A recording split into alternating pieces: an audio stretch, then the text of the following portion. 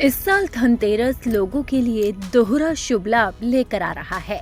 ये पर्व इस बार केवल गणेश समेत मां लक्ष्मी के आगमन का मार्ग नहीं, लेकिन लोगों के लिए संतति कल्याण का मार्ग भी है, क्योंकि इस बार धनतेरस और भगवान धन्वंतरी जयंती के साथ लोगों को शनि प्रदोष का संयोग भी प्राप्त हो रहा है।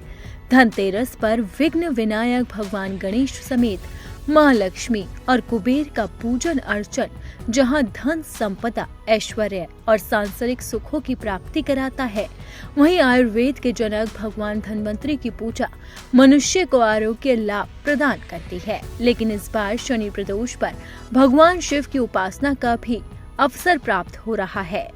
शनि प्रदोष के दिन व्रत रखकर प्रदोष काल में भगवान शिव का पूजन अर्चन प्रत्येक मनुष्य को करना चाहिए और इससे उसे हर दुखों से मुक्ति मिलती है। इस तरह ये पर्व सुख, सौभाग्य, स्वास्थ्य के साथ कल्याण लेकर भी आता है।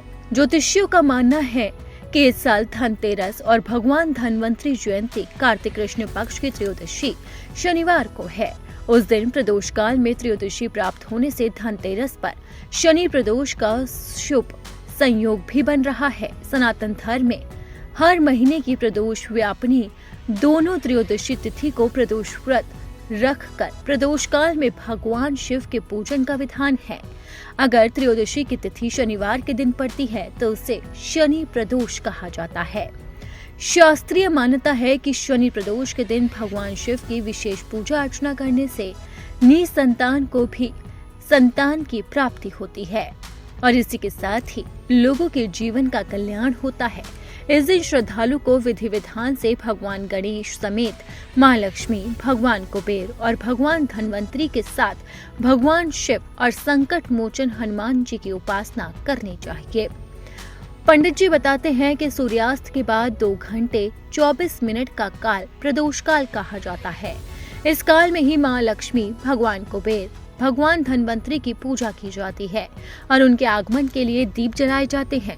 बहुत से सनातनी श्रद्धालु पारंपरिक रूप से प्रदोष व्रत रख के भगवान शिव की आराधना करते हैं। वो भगवान शिव के साथ बजरंगबली की उपासना कर उन्हें 9 बत्तियों वाला घी का दीपक जलाते हैं और सच्चे मन से आराधना करते हैं। वहीं पंडित जी बताते हैं कि अगर किसी की कुंडली में शनि दोष हो या संतान प्राप्ति में बाधा या विलंब का योग हो तो उसे शनि प्रदोष का व्रत जरूर रखना चाहिए।